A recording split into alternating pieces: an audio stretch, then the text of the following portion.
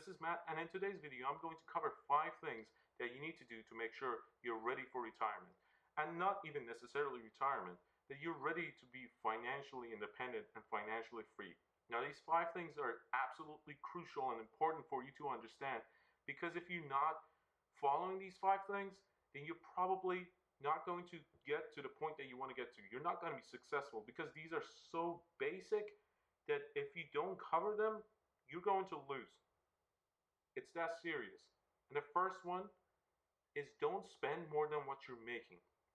Now, a lot of people, what ends up happening is that they make a certain amount of money, they go out and spend more than what they made. And that's just super bad for your future. If you're making $5,000 and going out spending $5,500, you're probably covering that extra $500 with your credit cards or getting extra loans like payday loans. Those are not good. You're probably paying about 16 to 24% in interest rates, and that adds to your negative balance month after month, month after month, and it's going to end up making you go bankrupt if you can't pay down that balance, or even worse, like you might lose your house or you might lose a car or two. That's not good. You need to make sure that you're spending less than what you're making. If you're making $5,000, make sure you're spending less than that.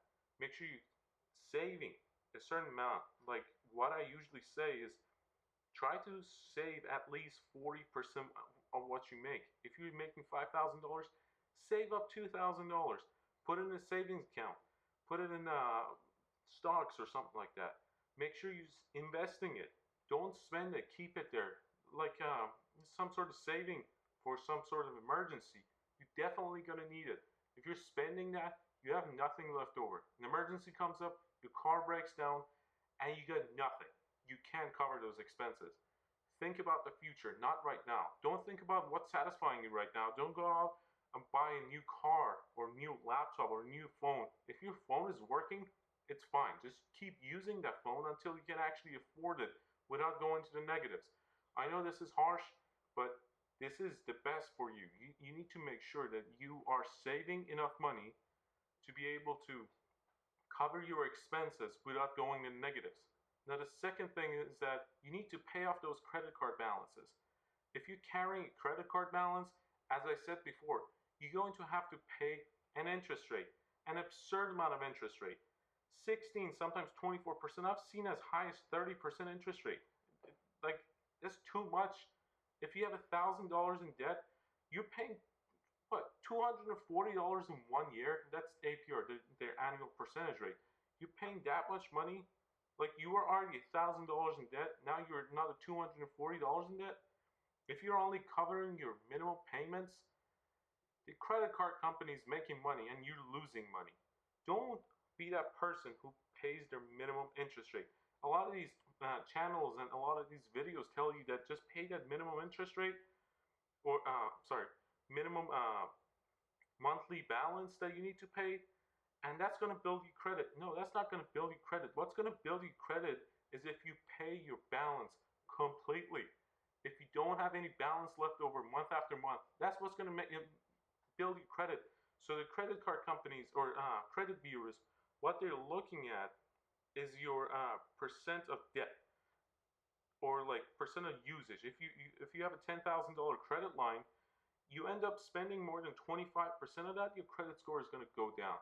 Make sure to keep it under 10%. I usually keep it under 5% actually. Now, that's even too much. Like for me, saying cover all your expenses and everything without using those credit cards and pay off your balances, that 5% is just too much even for me. And that usually happens to me because I'm too lazy to pay it off. But make sure to put it on auto pay. Make sure you can cover those payments fully every month. That's what's going to get you good credit. Now, again, the next point, the third one, is actually credit score. Don't go for a 680. Don't go for a 650. Those are not good credit scores. Aim for something above 725. Because let's say you're going to buy a car, you're going to end up paying more for that car if you're financing it, because you're going to get such a low interest rate. Like a couple of years back, I bought a car, and because I had a good credit score, I was able to get a 1.4%, I believe. That's a really good interest rate. But that's because I had a really high credit score. But if someone with a lower credit score than that went in there, they're probably going to get 3 to 4% interest rate, and that's a substantial amount of money. If you're financing it over 72 months or even more, that's a lot of money. So for about 1.9%, I ended up paying like $5,000 to $6,000 in interest rates, but because that was a more expensive car. But if you're paying lower interest rates, you're going to save money. Make sure you have good credit score.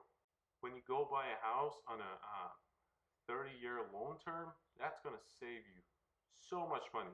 And even better, you can go refinance that house, refinance that mortgage, and even save more on that house. So that's one of the things that you need to make sure you're covering. And the next one is that you need to be able to invest your money. Don't keep your cash. If you're keeping your cash, you got to account for inflation. It's about 2% a year. So if you're keeping $1,000 in cash, you're losing $20 of value every single year.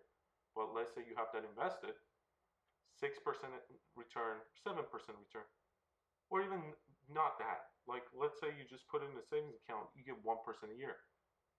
You cut that 2% in half. So instead of losing $20 a year, you're only losing $10 a year. If you're doing 7% return, you're actually making money.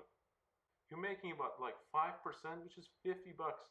And year over year, you're going to end up having more and more money. So don't keep cash. I know a lot of people don't trust the banking institutions, but they're not going to take your $1,000 or even $1,000,000. They won't. Just put your money in the bank account and make sure you're getting your returns. That way you're not losing money. And the last thing you need to do is to educate yourself.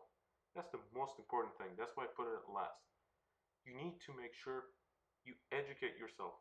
Go read some books, watch some videos like this. Do more research. Constantly research new things. Look at the news. Look at what's happening. Look at the stock market. Those are important things. Like a lot of people don't want to bother themselves by looking at those numbers, but those things directly affect your everyday life. The economy is directly affecting what's happening to your life. Make sure you understand what's happening. Read about them. Make sure you know how to invest your money, where to invest it, how much to invest, or how much to spend. Make sure you know your numbers. That's the most important thing. I'm going to leave a couple of links down below for a couple of books that I would recommend that I read when I was starting out. And those really help. Read all of it. I know they're super boring, but once you get into it, they actually become interesting. Now, as always, make sure you leave your questions in the comment section down below. Hit that like button because it's crucial for a lot of other people to see this video.